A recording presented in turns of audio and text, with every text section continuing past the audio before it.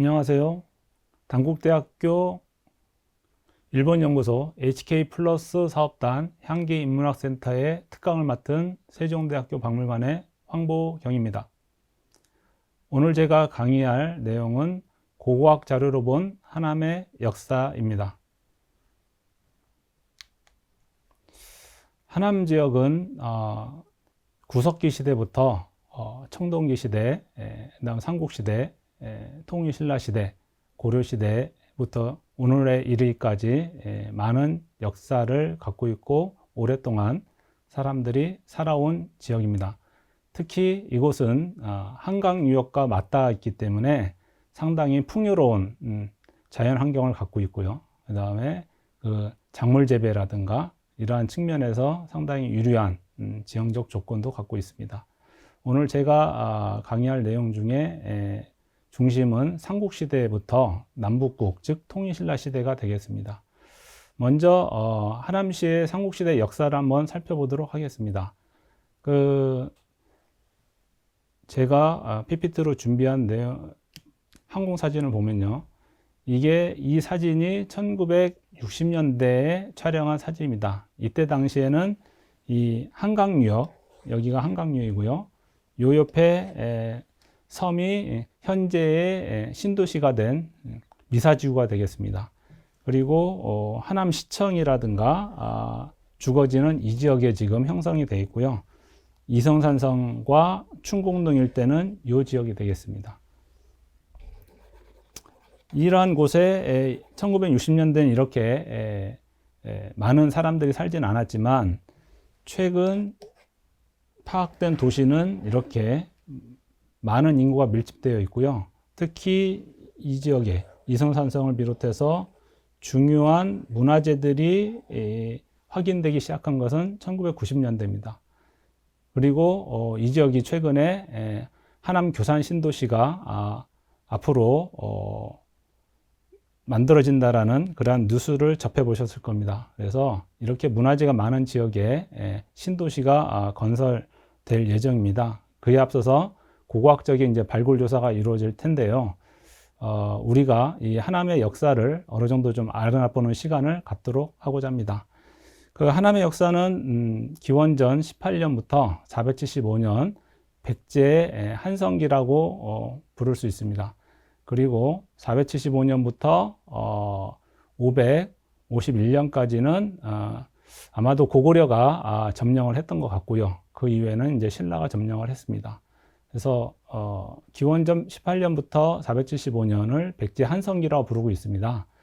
이때는 이제 백제가 송파구에 서울 송파구에 있는 풍납소성과 몽촌토성을 중심으로 왕성과 취락 유적이 발달되어 있고 그 다음에 석찬동을 비롯해서 방이동 일대에 고분을 조성을 했습니다. 그리고 그 시기에 하남은 삼국시대 무덤들이 조성되어 있고 이성산성도 일부 축성되어 사용된 것으로 여겨지고 있습니다. 그 다음에 475년에 백제 한성기가 끝나게 되죠. 고구려 장수왕이 한강유역을 공략하면서 백제가 패하게 되고 그때 당시에 계로왕이 이제 전사하게 됩니다. 그 뒤에 이제 512년 삼국사기의 백제봉기를 보면 백제 무령왕이 위천이라는 곳에서 고구려군과 전투를 벌여서 승리한 기록이 있습니다. 이때 전투는 백제가 이제 지금의 공주, 즉 웅진으로 천도한 뒤에 한참 뒤에 이제 백제와 고구려가 전투를 벌인 승리 기록인데요. 무령왕이 즉위하면서 고구려에 대해서 상당히 공세적으로 나왔던 그러한 사건이라 볼 수 있습니다. 그리고 523년에 백제 무령왕이 또 한 번 한성, 즉 지금의 하남이라든가 이 송파에 행차를 해서 한성 북쪽에 사람들을 모아서 쌍현성이라는 성을 축성했다는 기록이 나옵니다. 이 쌍현성은 계로왕 때도 축성했다는 기록이 나오고요. 그 전 기록에도 나오는 성인데 위치적으로는 황해도 일대로 추정이 되고 있습니다. 그래서 무령왕이 이 한성 지역에 한번 행차를 했다라는 중요한 기록이 남아있기도 합니다. 그리고 551년에 백제가 고구려를 공격해가지고 한성 일대를 다시 회복한 기록이 있습니다. 이때가 이제 백제의 성왕 때에 해당이 됩니다. 그래서 475년 이후에 고구려가 한강 유역을 점령했다라는 설이 설득력을 갖고 있지만 백제봉기를 보면 무령왕이라든가 성왕 때에도 이 한성 유역, 즉 한강 유역을 백제인들이 일부 경영한 기록들도 남아있기 때문에 학계에서는 많이 논란의 여지가 있다고 할 수 있습니다. 그 옆에 이제 지도를 보시면요, 최근에 문화재 분포지도인데, 이 문화재 분포지도 상에서는 충궁동과 하사창동, 교산동을 중심으로 많은 문화유산이 분포되어 있는 것으로 조사되었습니다. 이 문화유산들의 대다수는 현재까지의 조사 성과로 보면 신라와 통일 이후의 문화유적, 그 다음에 고려시대의 주요 건물지들이 발굴이 된 상태입니다. 앞으로 교산 신도시가 그 지역에 대해서 발굴 조사된다면 더욱더 많은 문화재가 발굴될 것으로 예상이 됩니다. 그렇다면 그 신라인들이 이곳에 왜 많은 문화유산을 만들어 놓고 살았을까라는 것을, 그 이유를 보면 553년에 신라가 백제가 회복했던, 즉 551년에 백제 성왕이 한강유역을 다시 되찾은 기록이 있다고 했습니다. 그런데 2년 뒤 553년에 신라의 진흥왕이 백제가 회복했던 이 한강유역을 기습해서 점령하게 됩니다. 일대 그 삼국시대 사회에서 하나의 전환점이 되는 사건이었는데요. 이 진흥왕이 한강유역을 기습해서 점령한 이유는 바로 대중국 외교를 위한 거점 마련이었습니다. 그 전까지는 신라가 백제나 고구려에 의존해서 중국으로 건너가서 외교 행위를 했다면 진흥왕 때 이르러서 신라가 단독으로 독자적으로 중국과 외교를 하고 싶어 했던 그러한 의도가 있었다고 보여집니다. 그래서 백제와 신라가 551년부터 553년 요 사이까지는 동맹관계를 유지했었지만 갑자기 553년에 이르러서 진흥왕이 백제를 공격하게 되는 것이죠. 그러면서 이 신주라는, 즉 새로운 주를 이 하남과 송파 일대에 설치하게 됩니다. 이 신주가 바로 하남의 중심지, 즉 충궁동, 교산동 일대라고 보면 될 것 같고요. 557년에 다시 한번 신주를 북한산주, 지금의 서울 광진구에 있는 아차산성으로 추정됩니다. 그래서 그곳을 치수성으로 삼고 한강 이북 지역도 점령해 나가는 그러한 과정을 거치게 됩니다. 그러다가 568년 백제의 공세가 좀 있다 보니까, 즉 이 한강유역을 회복했던 백제가 치명적으로 신라로부터 공격을 받고 그 직후에 성왕이 신라의 관산성을 공격하다가 전사하게 되는 일을 여러분도 아실 겁니다. 그런데 그 사건으로 인해서 백제와 신라 관계가 원한을 지게 되는 거죠. 그런 상황에서 백제가 신라를 공격하게 되자 신라 입장에서는 568년에 북한산주를 패하고 남천주, 즉 지금의 경기도 이천시에 있는 설봉산성으로 치소를 옮기게 됩니다. 그 과정 또한 중요하다고 볼 수 있는데요. 즉 치소를 북한산성에서 남천주로 옮겼다라는 것은 백제를 견제하기 위한 목적이었고, 경기도 이천시는 교통로를 보자면 충북 충주에서 이 이천을 거쳐 가지고 하남, 그다음에 한강 이북 지역으로 갈 수 있는 교통로상의 중요한 요충지이기도 합니다. 그래서 이 이천 지역에다가 치소를 둠으로써 그 화성 당항성을 통해서 중국으로 갈 수 있는 교통로를 확보하고 백제로부터의 공격을 방어하기 위해서 치소를 옮겼다라고 보면 될 것 같습니다. 그리고 604년에 남천주를 다시 패하고 북한산주로 옮기게 되는데요. 그 이유는 603년에 고구려가 이 한강유역을 되찾기 위해서 지금의 아차산성으로 추정되는 북한산성을 공격하게 됩니다. 그러자 신라의 진평왕이 1만 명의 정예명을 데리고 경주에서부터 이곳 하남 지역까지 올라오게 되는 거죠. 그리고 이곳에서 배수해진을 치고 공격을 받고 있는 아차산성을 방어하게 됩니다. 그 과정에서 고구려의 고승 장군이 공격을 하다가 진평왕이 왔다는 소식을 듣고 후퇴를 하게 되는 거죠. 그 후퇴하는 길을 진평왕도 추격을 해서 승리를 거두게 되는 그런 일이 생기게 됩니다. 이때 당시가 603년의 일이고요. 그 이후 604년에 진평왕이 돌아와서 남천주를 패하고 북한산주로 다시 복치, 즉 치소를 되돌려 놓게 됩니다. 그러면서 이 하남 지역이 다시 한번 아차산성과 함께 중요한 거점 지역이 됩니다. 그 다음에 이제 삼국 통일이 된 다음에는 이곳을 신주에서부터 한산주라는 명칭을 갖게 됩니다. 즉 한산주, 즉 한산주의 한산은 백제 때부터 이미 불려졌던 지명이죠. 그래서 한강을 중심으로 북쪽은 북한산 지역, 남쪽은 남한산 지역이라고 불렸던 것입니다. 그리고 672년은 고구려와 백제가 멸망한 뒤의 일인데 나당 전쟁이 벌어졌던 시기입니다.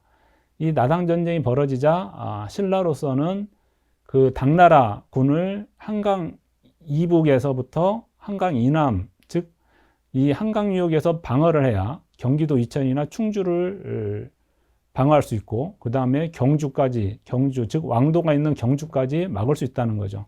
그런 차원에서 지금의 남한산성 자리에 주장성이라는 아주 거대한 성을 축성하게 됩니다.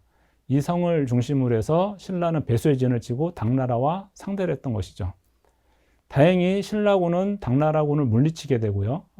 그 이후에는 이 하남 지역은 남한산성을 중심으로 이성산성과 함께 중요한 거점 지역, 즉 한산주의 치소지로 발전을 하게 됩니다.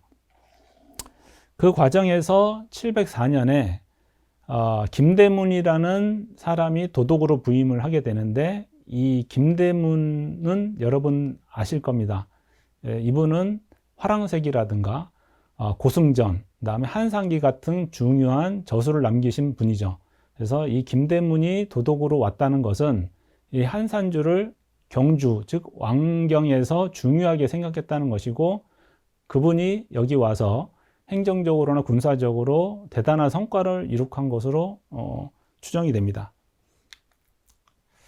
그렇다면 이제 백제와 신라, 그 다음에 남북국 시대, 그리고 고려 시대, 조선 시대에 걸쳐서 이 하남에는 어떠한 문화 유적이 있고 어떤 유물이 출토됐는지 그 의미에 대해서 살펴보도록 하겠습니다. 먼저 백제 한성기 유적과 유물을 보면요, 미사동 신석기 유적을 이제 알고 계실 겁니다. 이 미사동에서는 백제 주거지와 옹관묘, 경작지가 발굴이 됐는데요. 특히 경작지 같은 경우는 미사동 전역에 걸쳐서 조성되었던 것으로 추정이 되고, 여기서 생산된 많은 곡식들, 작물들은 이 송파의 풍납도성과 몽천도성으로 공급이 됐던 것으로 추정이 됩니다. 그리고 그 옆에 있는 망월동이라는 곳 아실 겁니다. 이 망월동에서도 청동기 시대 주거지도 발굴됐는데요. 초기 삼국시대 주거지도 함께 발굴이 됐습니다. 그 얘기는 뭐냐면 미사동과 망월동, 즉 한강변에 걸쳐 있는 구릉지대에 이미 백제인들이 주거지를 만들고 경작을 하면서 살았다는 이야기가 됩니다.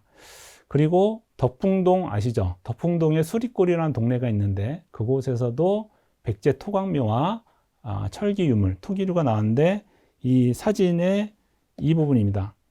여기에서 나온 고분들 중에 신라 고분이 대다수지만 백제 토광묘, 이 밑에 있는 토광묘 2기가 확인이 됐고요. 거기서 무기류로 추정되는 철창, 그 다음에 허리띠 부분의 과대, 그 다음에 철겸, 이런 것들이 나왔고, 백제의 대표적인 토기 단경호도 함께 출토가 됐습니다. 그래서 백제인들이 미사동, 망월동, 덕풍동 일대에 걸쳐서 살았고, 그 다음에 무덤도 여기에 조성을 했다라는 것을 알 수가 있습니다. 그리고 그 옆에 있는 사진의 이 옹관묘는 미사동에서 출토된 옹관묘입니다. 이 두기가 발굴된 것으로 알려져 있는데요. 주거지와 함께 역시 미사동에도 이러한 묘를 조성을 했다. 그런데 이제 이 옹관묘는 두 개의 항아리를 합쳐서 만든 묘인데요. 한쪽에는 어린아이의 시신을 넣고 한쪽에는 부장품을 함께 넣어가지고 조성을 했던 대표적인 백제의 묘제라 할 수 있습니다.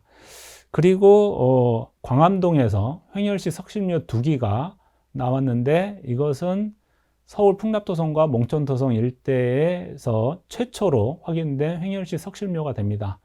이 고분을 제가 있는 세종대학교 박물관에서 발굴을 했는데요. 이때 당시 2016년 요 정도였는데 상당한 이슈가 됐었습니다. 학계에서 그동안은 그 이전까지는 횡열시 석실묘라는 것이 백제 한성기에는 없었다라는 주장도 있었지만 그러한 주장을 깨는 그러한 큰 계기가 됐던 그러한 고분 두기가 발굴이 됐습니다. 다음 장에서 한번 보여드릴 거고요. 감일동 택지개발지구 아시죠? 최근에 이제 아파트가 많이 올라가고 완공 단계에 들어섰는데 이곳에서도 횡열시 석실묘 무려 52기가 발굴이 됐고 석광묘 두기도 함께 발굴이 됐습니다. 이렇게 많은 수의 횡열시 석실묘가 나온 것은 처음입니다. 특히 백제 한성기에는 유일하고요. 저 웅진기에도 단 한 곳 정도만 이렇게 많은 수가 있고 나머지는 뭐 20, 30기 정도가 보통인데 이렇게 50여 기가 나온 것은 처음이라고 할 수가 있습니다. 그래서 상당히 중요한 의미가 있다라고 보여집니다. 그래서 이 광암도 석실묘부터 보시면 이 석실묘는 덕풍간북간 도로 확포장공사 구간에서 발굴이 됐습니다. 그래서 백제와 신라, 조선시대 고분이 발굴이 됐고요. 특히 이 한성기의 석실묘 두기가 발굴됐고 신라 통일기의 석광묘, 조선시대 토광묘도 함께 발굴이 됐습니다. 그래서 이 사진상에 보시면 이 부분이 도로 구간입니다. 그 오른쪽에 산을 많이 깎아놨는데 이 오른쪽 위가 이성산성이 되고요. 그 밑을 깎아내서 도로를 기존의 2차선인 것을 4차선으로 확장한 겁니다. 그래서 하남에서 송파로 넘어가는 길을 넓게 하기 위한 공사였던 거죠. 이 공사 구간에서 이 고분군이 확인이 된 겁니다. 그래서 밑에 사진을 보시면 이 빨간색 표시가 있는 두기의 석실묘가 백제의 석실묘가 되겠고요. 나머지 주변에 이 옆에 있는 석실묘, 석광묘들은 신라인들이 조성한 묘가 되겠습니다. 그리고 1호 석실묘 같은 경우 이 석실묘 같은 경우가 횡열시 석실묘, 즉 연도가 길게 빠져 있고 이 안에 사람을 이렇게 매장을 한 거죠. 그리고 지금 여러분들이 보는 이 사진 속의 인골은 바로 백제인이 되겠습니다. 그래서 인골 분석도 저희가 좀 해봤고요. 그 다음에 함께 출토된 반지, 그 다음에 백제의 토기들, 그 다음에 2호 석실묘에서는 이렇게 동물의 뼈도 같이 나왔습니다. 그래서 백제인들이 처음에는 이 묘를 썼지만 나중에 신라인들이 이 지역에, 즉 신주 있죠. 553년에 설치했다는 신주, 그 신주를 설치한 뒤에 신라인들도 이 석실묘를 재활용했던 것으로 추정이 됩니다. 그래서 이 인골을 그대로 두고 이 인골 부분에 바로 위에 20cm 정도의 흙을 두껍게 깐 다음에 그 위에다가 새로운 묘를 조성했던 흔적이 나왔습니다. 그래서 신라인들이 고분을 재활용하면서 이 소라든가 짐승의 뼈를 제사를 지낸 후에 묻어놓은 그러한 고고학적인 증거물도 함께 나왔습니다. 그래서 이 두 고분이 갖는 의미는 상당히 큰 고고학적, 역사적 의미가 있다. 즉 횡열시 석실묘라는 새로운 묘제를 이 하남 지역에 조성을 했다라는 것은 송파 지역에 있는 풍납도성과 몽천도성에서 발굴된 왕성급의 이 성들과 가까운 곳에 이 하남의 백제의 귀족 세력들이 고분을 썼고 그들이 이곳에 영향력을 미치고 살았다라고 생각하시면 될 것 같습니다. 그 다음에 이제 감일동 고분군입니다. 아주 크게 보도가 됐던 고분군인데요. 이것은 광암동과 성남 판교동에서 나온 석실묘와 동일한 묘제입니다. 그래서 석실 바닥에 마누수가 나오다 보니까 다양한 시설이 갖추어진 석실묘들이 몇 개 확인이 됐습니다. 그리고 목관이나 목곽을 썼고, 그다음 관못이나 꺽쇠를 썼던 것으로 확인이 됐습니다. 특히 이제 백제 한성기의 토기류인 직구호라든가 광고, 고배의 외에 이제 중국 청자, 특히 이 사진에서 보시는 개수호라든가 호수호, 즉 닭의 머리 또는 호랑이 머리 모양으로 그 병의 주둥아리 부분을 장식한 것입니다. 그래서 이 도자기들은 중국의 동진으로부터 수입됐을 가능성이 높은데, 이러한 고급 도자기들이 함께 출토됐고요.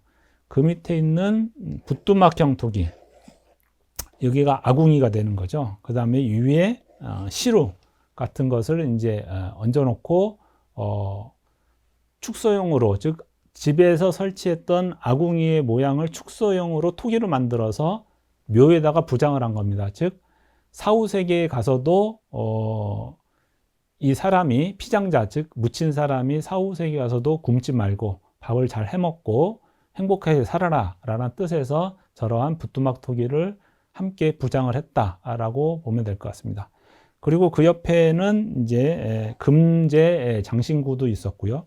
그다음에 요것은 이제 그 나무 부분이 없어졌는데 쇠뇌입니다. 즉 공격력 무기죠. 그래서 화살을 자동으로 반자동으로 발사시키는 그런 무기류가 되겠습니다. 그래서 이러한 무기류도 함께 부장을 했다라는 것은 신분이 장수 또는 군인 신분의 피장자에 넣었던 것이다 라는 것을 알 수가 있습니다. 그래서 이러한 부장품들이, 다양한 부장품들이 있고, 그다음에 이 13호 석실묘에서 보듯이 고분 무덤방 안에 이렇게 길게 배수로를 설치한 아주 정밀하게 고분을 만들었다라는 것을 볼 수가 있고, 비가 와서 만약에 이 무덤방 안에 물이 고이게 되면 이 피장자 인골이 어떻게 되겠습니까? 물에 젖어서 부식이 안 되고 그대로 남아있을 수가 있어요. 그렇기 때문에 풍수적으로 그런 자리는 좋지 않습니다. 그래서 이 후손들이 매장을 할 때 이 배수 시설을 갖추어서 만약에 혹시라도 물이 새어나올 경우를 방지하기 위해서 배수로를 만들어 놔서 그곳을 통해서 이 인골이 잘 부식되고 없어지기를 바라는 거죠. 만약에 썩지 않는다면 후손들의 꿈에 나타나서 이곳이 땅이 좋지 않다라는 메시지를 전달할 수도 있거든요. 그런 것을 예방하기 위해서 이러한 배수시설도 갖췄다라고 보면 될 것 같습니다. 그 다음에 그 옆에 사진의 이 빨간색 부분은 이 회칠을 한 겁니다. 즉 하얀색 회 가루를 반죽을 해서 벽에다가 발라서, 고구려인 같은 경우는 고구려 석실묘에 저런 회칠을 한 다음에 벽화, 그림을 그립니다. 뭐 부처님도 그리고 또는 행렬도도 그리고 무덤 주인들의 얼굴도 그리고, 하지만 백제인들은 사비 지역에서는 이 벽화가 나오긴 했는데요. 아직 한성기에서는 벽화가 그려진 석실묘는 나오진 않았습니다. 다만 이렇게 회칠을 해서 마감을 한 그러한 고분이 확인이 됐습니다. 그래서 이러한 고분은 4세기 초에서 5세기 사이에 축조된 것으로 보여지고요. 지금 학계에서는 의견이 분분한데 낙랑과 대방에서 이주한 사람들이 축조했을 가능성과 소수의 이주민의 영향을 받은 백제 귀족층이 이렇게 많은 고분을 축조했을 가능성, 마지막으로 백제 귀족층에 의해서 모두 이제 축조됐을 가능성, 즉 중국제 도자기나 부뚜막 토기가 나오면서 아마 이 한사군의 자녀 세력, 즉 낙랑과 대방에 살았던 유민들이 이곳에 와서 살았을 가능성도 있고, 그렇지 않고 그들의 영향을 받았을 가능성, 또 하나는 독자적으로 이 백제인들이 이 횡열실 석실묘를 오랫동안 이 50여 기를 조성했다는 것은 상당히 경제적으로나 권력이 있던 사람들이 만들었다라고 보시면 될 것 같습니다. 그 다음에 이제 신라입니다. 신라는 553년에 신주와 한산주를 경영했다라고 했습니다. 그래서 553년에 신주를 설치를 했고 그것은 하남을 중심으로 해서 송파 일대가 될 것으로 보입니다. 그리고 이 시기에 이성산성이 축성되고 성벽과 유물이 많이 출토가 됐죠. 그 다음에 672년에 나당 전쟁을 대비해서 남한산성의 주장성이 축성되고요. 704년에 김대문이 한산주 도독으로 부임한다고 했습니다. 옆에 밑에 이 사진은 이성산성입니다. 그래서 이성산성 강의는 들으셨을 것으로 생각이 되고요. 이성산성 옆에 이 1차 성벽이라고 하는 성벽입니다. 그래서 이 성벽이 6세기 중후반경에 축성된 것으로 지금 추정이 되고 있고 그 아래 다각형 건물지 8각, 9각, 12각이 있죠. 그래서 다양한 다각형 건물지가 나왔다는 것은 사직단 또는 하늘의 제사를 지내는 곳, 조상을 기리기 위한 장소로 사용했을 가능성이 높아 보입니다. 그래서 이 성은 둘레가 약 1.8km이고 포곡시 산성입니다. 그리고 무진년 목간이 나와가지고 이 목간에 남한성이라는 성명이 보입니다. 그래서 이 하남 지역이 아까 그 한산주 얘기를 잠깐 말씀드렸는데 이 하남을 중심으로 한 한강 이남 지역은 남한성, 남한산주 이렇게 불렸던 것으로 보입니다. 그래서 이것은 이제 삼국사기에도 그러한 기록들이 보이기 때문에 이성산성을 남한성으로 봐도 무리는 없을 것 같습니다. 그리고 이곳에서 이제 그 요고 장구죠. 소형 장구인데 이 장구도 나왔고요. 그 다음에 목재 인물상 이런 인물, 그 다음에 얼굴상들이 함께 나왔습니다. 그리고 제사 때 쓰는 모조마, 나무나 철제로 만든 모조마도 함께 나와가지고 항시적으로 제사 행위가 이루어졌다. 즉 성은 군사적인 요새이기도 하지만 평상시에는 행정적인 관리들이 행정 업무를 보기도 했고요. 그 다음에 기우제라든가 비가 너무 안 와도 문제고 비가 너무 와도 문제잖아요. 지금처럼 옛날도 마찬가지입니다. 그러다 보니까 이러한 기우제를 지낸다든가 풍년을 기원한다든가 마을에 어떤 행사 때마다 이곳에서 다 모여서 제사를 지냈다라는 그 결과물로 보시면 될 것 같습니다. 이것이 이제 목간입니다. 이 목간이 여러 점 나왔는데요. 그 중에 판독되는 것 중에 가장 대표적인 목간이 바로 무진년 새겨진 목간인데 이 목간의 연대는 현재 학기에서는 608년 또는 668년 정도로 추정이 됩니다. 그래서 이때부터 이성산성이 이제 남한성으로 불렸던 것으로 추정을 하고 있습니다. 그 다음에 이제 고분입니다. 그래서 성이 있으면 또 고분도 있어야 되겠죠. 그 다음에 주거지가 있어야 되겠고요. 그래서 신주 설치 이후부터 남북국 시대 말까지 다양한 고분이 이 덕풍동에 있는 수리골, 덕풍골, 그 다음에 금암산, 객산, 이성산 등지에 많이 조성이 됐습니다. 그리고 이 신라도 이 고구려와 백제에 이어서 불교를 공인하게 되잖아요. 그래서 그 불교 공인 이후부터 이 매장 문화가 조금씩 변화하면서 화장묘로 변하게 됩니다. 그래서 이성산성 그 주변 산성이라든가 산성 외에서 이 조그만 화장묘, 즉 불에 시신을 태워서 인골을 빻아가지고 매납한 그러한 묘도 여러 개 나왔습니다.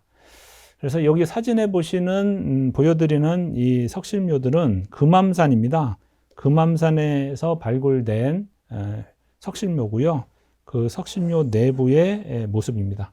그 다음에 덕풍골에 조성된 신라 석실묘가 됩니다. 그래서 뚜껑 돌이 있고요. 이 안에 사람을 매장하는 그러한 무덤이 되겠습니다. 즉 백제 아까 보신 석실묘랑 거의 같은 구조라고 보시면 됩니다. 그래서 여기를 통해서 시신이 들어가서 매장이 됐는데 문제는 이게 뚜껑이 없어졌잖아요. 그리고 여기에도 뚜껑이 없습니다. 여기에도 마찬가지고 왜 이 고분들의 뚜껑이 없어졌죠? 덮는 개석이라고 하는데 개석이 왜 없죠? 라고 한다면 그것은 일제강점기 때 도굴이 됐기 때문입니다. 그래서 일인들이 전국에 있는 우리 문화유산들을 조사하면서 또 일부는 학술적인 조사를 했지만 대부분은 유물에 욕심을 가진 일본인들이 몰래 도굴을 했던 거죠. 그래서 1930, 40년에 걸쳐서 도굴이 됐습니다. 그래서 저희가 발굴을 해보니까 깨진 토기 조각만 많고 중요한 유물들은 다 반출이 됐다라고 보여집니다. 그래서 이 덕풍골에서 저희 세종대학교 박물관이 발굴했던 토기들입니다. 신라 토기들. 그다음에 이것도 6세기 때 후반의 토기가 되겠는데 이곳에 신주나 한산주가 설치됐다라는 견해를 뒷받침하는 그러한 중요한 유물이 되겠습니다. 그 다음에 이제 신라 주거지와 건물지가 있습니다. 사람이 살았던 흔적이 있어야 되겠죠. 성도 있고 고문도 있다면 역시 집이 있어야 됩니다. 그래서 이 집은 이 광주 향교 경관부지라고 그래가지고요. 경관광장, 즉 광주 향교 내부가 아니라 외부입니다. 담장을 둘러싼 외부.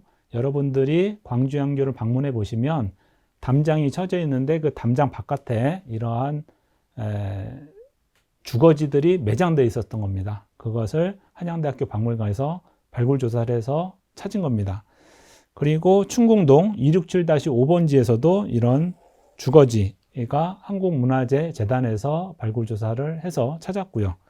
그 다음에 교산동 사거리에 보면 서부농협이라는 농협 자리가 있죠. 그 자리에서 그 건물지가 나왔습니다. 신라 때 건물지인데요. 이것은 남북국 시대, 즉 삼국이 통일된 이후에 조성된 건물지가 나왔습니다. 그리고 하사창동 지비부지라는 그린벨트 해제 지역에서 역시 신라 8, 9세기 때 건물지가 함께 나왔습니다.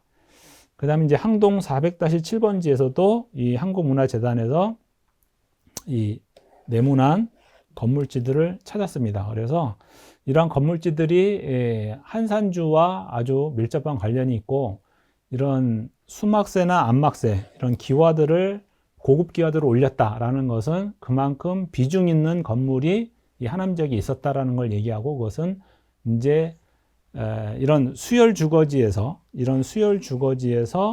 건물지 대형 건물지로 발전하게 되는 거죠. 그래서 예를 들면 초가집에서 기와집으로 또 기와집에서 세련된 아파트로 발전하게 되는 단계를 보여준다라고 생각하시면 될 것 같습니다. 그래서 이 고급 기와들이 나왔다는 것은 이 하남시 항동 중심으로 기와 건물이 상당히 많았구나라는 것을 알 수가 있고 이것은 하나의 도시 유적으로 봐도 문제가 없을 것 같습니다.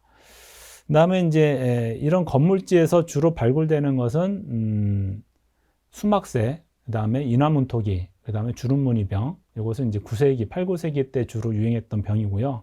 그 다음에 보습이라고 그래가지고 농경, 즉 농사를 지을 때 가래 역할을 하는 거죠. 소가 끌기도 하고 사람이 직접 경작을 할 때 쓰는 철제 도구가 되겠습니다. 그래서 이러한 유적이 광주 향교를 중심으로 여러 곳에서 발굴이 됐다라는 것을 보여드리고 있습니다. 다음에 이제 고려시대로 넘어가겠습니다. 그 고려시대로 넘어가게 되면 더욱더 이 하남은 주목을 받게 됩니다. 즉 광주의 도성은 어디죠? 광주의 도성은 광주는 고려시대의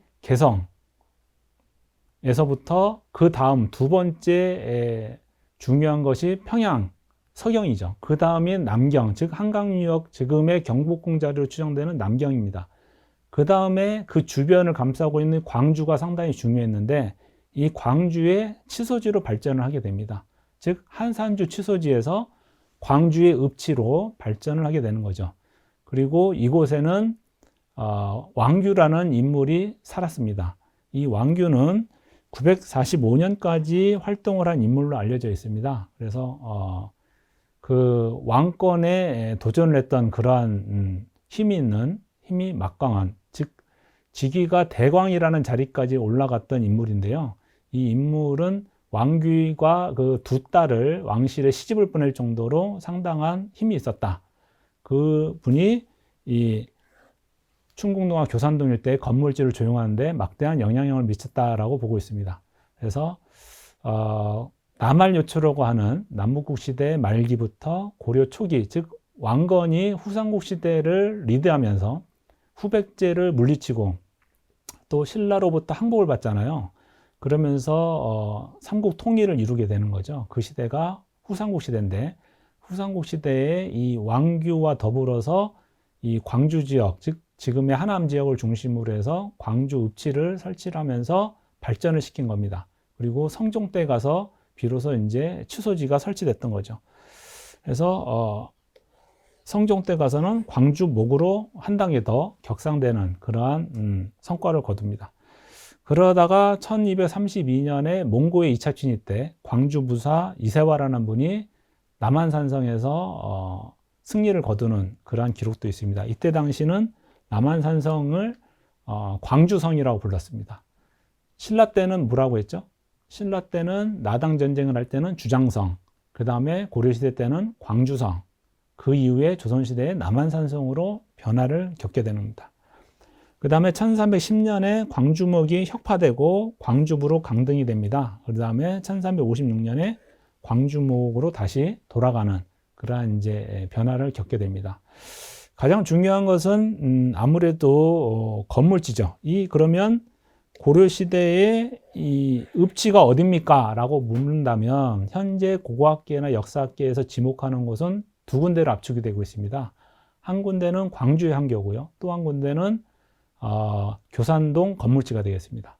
그래서 두 군데가 모두 발굴조사가 됐지만 광주 향교는 일부만 됐습니다. 아까 설명드린 대로 광주 향교의 주변 지역, 즉 담장 바깥이 발굴조사가 됐고 내부는 일부분, 제실 부분만 발굴조사가 돼서 고려시대, 조선시대 건물지가 확인이 됐고요.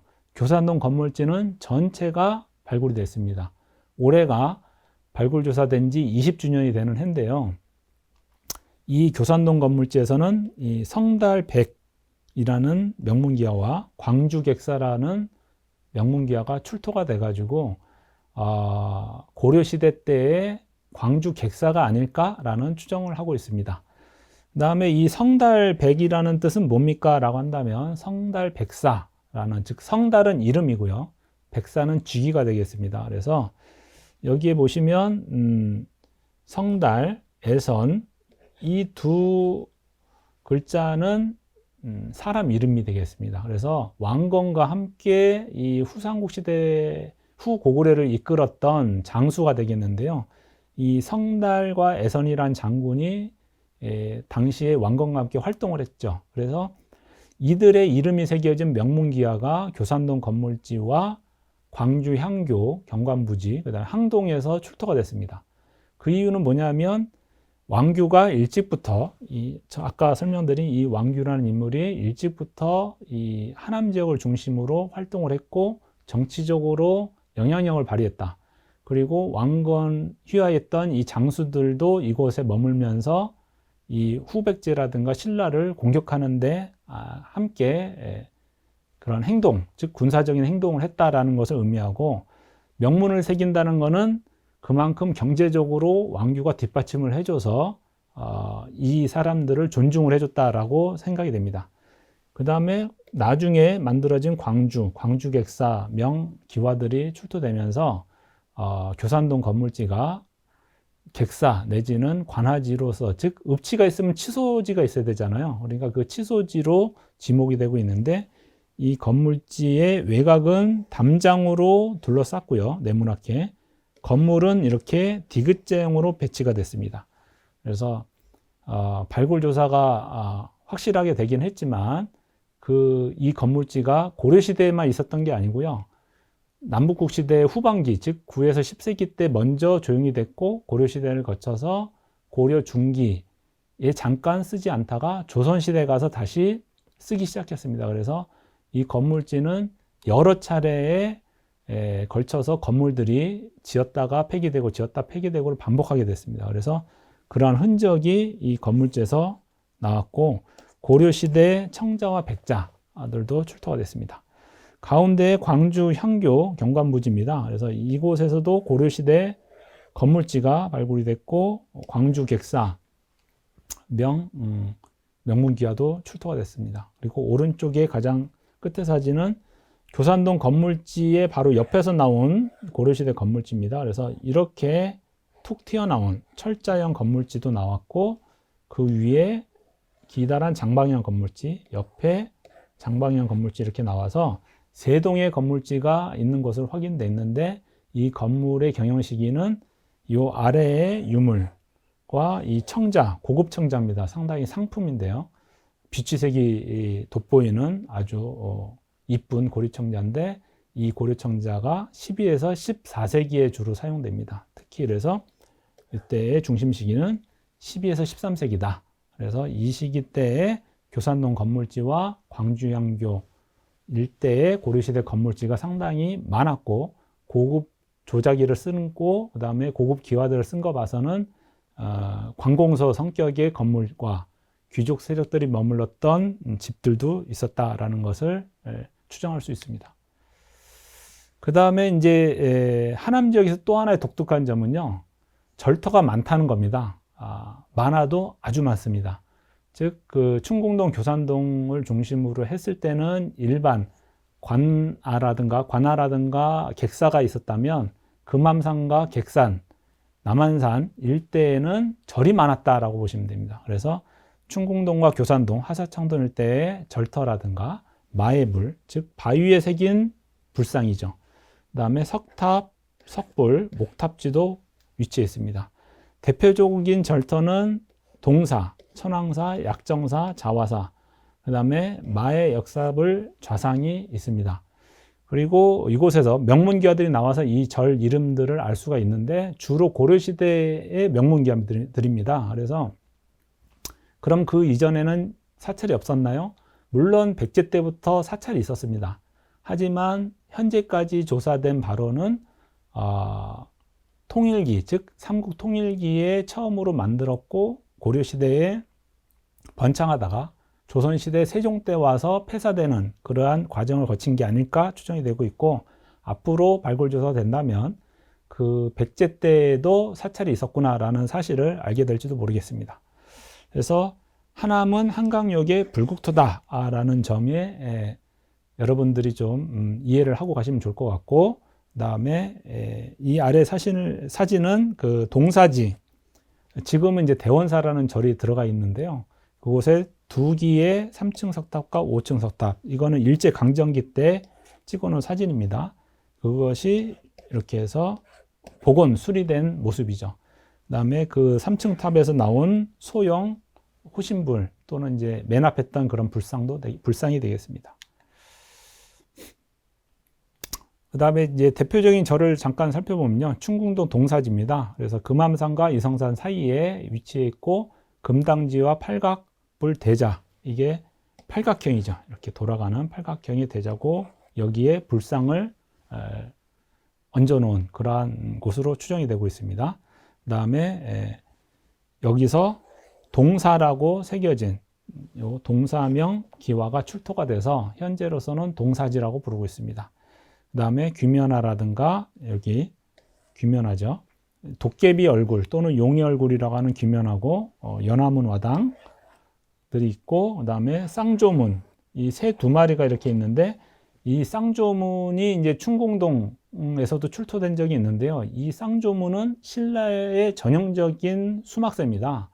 경주에 가서도 많이 나오는, 경주에서 자주 볼 수 있는 그런 수막새인데, 이것이 이 동사지에서 나왔고 서울 강동구의 암사지, 그다음 충궁동에서 나왔다라는 것은 왕경에서 주로 쓰던 고급 수막새를 이곳에서 썼다. 즉 한산주의 치소지고 고려시대에도 읍지로서의 격이 높았구나라는 것을 알 수가 있는 그러한 막새라고 보면 됩니다. 그 다음 천왕사지입니다. 이 천왕사지는 원종대사 해진탑비, 즉 지금의 하사창동에 위치해 있는데요.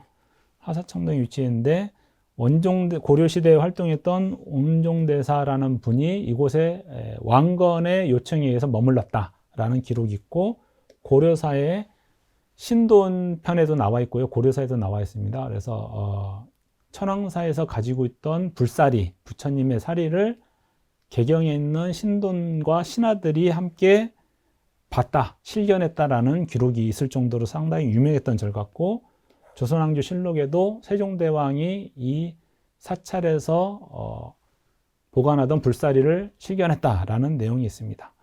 그리고 이곳에서 하사창동 철조 석가 열의 자상이 출토됐는데요. 다음 사진에서 보여드리도록 하겠습니다. 그만큼 이 사찰의 격이 높았고 상당한 보물급 유물이 나왔다라는 것은 고려시대 때의 그 사격이 상당히 높았고 이 지역에서의 중심 사찰이구나라는 것을 알 수가 있습니다. 그래서 현재까지 발굴된 바로는 금당지와 목탑지, 그 다음에 중문지, 강당지 등이 발굴됐지만 앞으로 교산 신도시가 조성되면 일부 정밀 조사가 좀 더 진행될 것으로 추정됩니다. 일제 사진은 목탑의 심초석으로 지금 보여지는데 아직 그 자리에 놓여져 있습니다. 바로 이 천황사지에서 만들고 보관했던 철조 석가 열의 자상입니다. 국립중앙박물관 가면 부처님 모셔진 곳에 2층인가에 잘 모셔져 있습니다. 그리고 가장 잘생긴 부처님입니다. 이 모형을 하남역사박물관에서도 그대로 만들어서 전시하고 있는데요. 이 국립중앙박물관에 모셔져 있는 이 잘생긴 부처님이 천황사지에서 보관되었던 것을 일제강점기 때 반출되려다가 모셔진 것으로 추정되고 있습니다. 그리고 천황사지에서 출토된 천황명 기와가 되겠습니다. 여기도 하늘천자 있죠. 임금왕자 있고 이렇게 새겨져 있고, 이 토기에도 천황자가 새겨져 있습니다. 그만큼 이 천황사에서 많은 기와와 토기들을 썼고 그것을 만들 때마다 이름을 새김으로써 천황사의 위세를 나타내고자 했던 것이 아닐까. 그 다음에 거기서 썼던 막새들입니다. 기와에 지붕에 올렸던 수막새, 안막새들이고요. 여기는 이곳이 절입니다 라고 하는 절만자가 새겨져 있는 거죠. 그 다음에 지금은 선법서로 알려져 있습니다. 그 교산동 건물지와 가까운 곳에 이 교산동 마의 약사 열의 좌상이 계십니다. 이분은 약사열의 좌상이 뭐죠? 약사열의 약사, 즉 약합을 쥐고 있는, 보면 왼손에 약합을 쥐고 있습니다. 즉 약이 들어있는 합이죠. 그래서 이 통일신라 말, 즉 남북국 시대 말부터 이 혼탁한 세상이 되고 민초들이 되게 어려운 시간을 보내고 있으니까 이 약사불이 유행을 했습니다. 그래서 8, 9세기 또 유행을 했는데 고려 초기까지도 이 약사불이 전쟁이 많고 그 다음에 기근이 계속되다 보니까 이러한 약사불이 조성이 됐고요. 그 다음에 불상의 왼쪽에 이렇게 태평 2년이라는 연명, 기년이 써 있습니다. 그때가 경종 2년, 977년에 이 불상을 조성했다. 즉 중수했다는 얘기가 나옵니다. 다시 한번 수리를 했다는 내용이어서 이 부처님이 남북국 시대 말기에 아마 조성이 됐다가 경종 때 가서 이 지역의 호족 세력들이 힘을 모아서 경제적 지원을 해서 중수한 게 아닐까라는 생각이 듭니다. 그 다음에 약정사지라는 절이 있고요. 금암산 자락에 거기에서 약정자 명문기화가 출토됐고 돌로 만들어진 석조 불상, 그 다음에 자화사라는 불상 2점은 하남역사박물관에 현재 보관 중이니까 가서 언제든지 보실 수가 있고, 거기에서도 자화사라고 새겨진 명문화가 나와서 자화사지로 지금은 불리고 있습니다. 그래서 그만큼 이 하남 지역이 고려시대 때 불국토였구나라는 것을 알 수 있고요. 끝으로 조선시대 때도 광주읍치는 유지가 됩니다.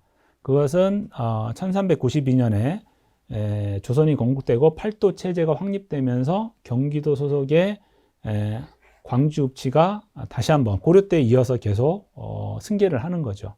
그 다음에 1577년에 광주목 부로 승격이 됐고요. 1626년 7년 사이에 광주읍치를 남한산성으로 이전하게 됩니다. 그 이유는 뭘까요? 즉 청나라를 대비해서 병자호란이 오기 전에 남한산성으로 이전하는 것입니다. 그래서 이 평지에 있던 읍치를 관할을 이제 남한산성으로 옮겨서 안전하게 두기 위한 조치였죠. 나름대로 이제 전쟁을 준비했던 것입니다. 그다음에 1682년에 광주를 유수부로 삼았고요. 그다음에 지금의 하남시로 이제 광주군으로 이제 연장이 되는 연장선산에 있다고 보면 됩니다. 그리고 광주향교와 법화사지, 밀성군, 선성군 묘역이 하남에 위치했습니다. 아무래도 경복궁, 한양도성과 가깝기 때문에 이 왕족의 일원인 왕실 가족들이 이곳에서 터전을 잡고 살았고 그들의 묘도 이곳에 조성이 됐던 것으로 추정이 됩니다. 지금 이 사진은 광주 향교가 됩니다. 광주 향교의 대성전이 되고요. 그 주변을 한양대학교 박물관에서 이렇게 넓게 발굴 조사를 실시해서 고려시대와 조선시대 건물지가 발굴이 된 상태이고 광주 향교 내부에 중심에 있는 대성전이 되는데 중요한 것은 이 광주 향교가 1703년에 이건이 됩니다. 그래서 그 이전까지는 광주의 관아 또는 객사지로 추정이 되고 있다는 점, 그 다음에 남북국 시대부터 17세기까지의 건물지가 유물과 함께 발굴이 됐다는 거, 그 다음에 이 넓은 광자, 광주의 광자죠. 그 다음에 관자가 쓰여진 명문 기와들, 광자를 반복적으로 새긴 겁니다. 그래서 이런 것들이, 이런 유물들이 같이 나왔다라는 것은 교산동과 이 충군도 일대가 중심지였구나, 광주의 중심지였구나라는 것을 알 수가 있습니다. 또 하나는 이 석탑부재인데, 이 향교를 조성하면서 주변에 있는 사찰에서 이 석탑부재를 가져다 쓴 거죠. 그만큼 이제 주변에 아까도 설명드렸지만 사찰이 많았다, 석탑도 많았다는 것을 의미합니다. 그래서 추석으로 쓸 정도니까 매우 여러 개의 석탑이 있었구나, 많았다라는 것을 알 수가 있는 겁니다. 끝으로 이제 상사창동 법화사지입니다.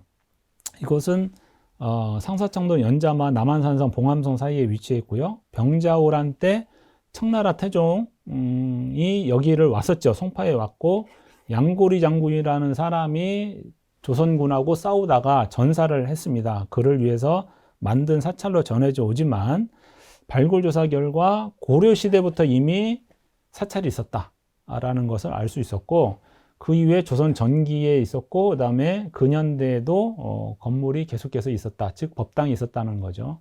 그래서 그 제일 위에 이 사진을 보시면 건물지는 이 3호 건물지가 되고요. 3호 건물지가 되고 그 아래층의 건물지 요거가 조선 전기층이 됩니다. 그리고 가장 밑에서 고려시대 전기층이 나오면서 아까 설명드린 왕규나 왕규 이후에 이곳이 사찰이 만들어졌구나라는 것을 알 수가 있습니다. 그 다음에 여기서는 석탑부재와 조선시대 부도가 지금 3개 남아 있어서 경기도 기념물로 보호받고 있습니다. 그래서 이 법화사지도 조선시대의 절터이긴 하지만 이미 고려 때부터 있었던 절이었구나라는 것을 알게 됐고 조선시대까지도 불교의 영향력이 이 하남 일대에 하사창동 일대에도 미쳤구나. 그 상사창동과 하사창동에도 사찰이 여러 군데 있었구나라는 것을 알게 됐습니다. 그래서 하남은 백제 한성기부터 조선 17세기 병자호란 이전까지 상당한 중요한 치소지였다라는 점, 그다음에 중세 도시 유적이 조성되었다. 많은 인구가 밀집돼서 살았다. 그다음에 관아와 객사 등의 시설이 있었다. 그다음에 금암산과 객산, 청량산 일대는 많은 사찰이 있었고 고분도 조성이 됐다라는 점을 알아주셨으면 좋겠습니다.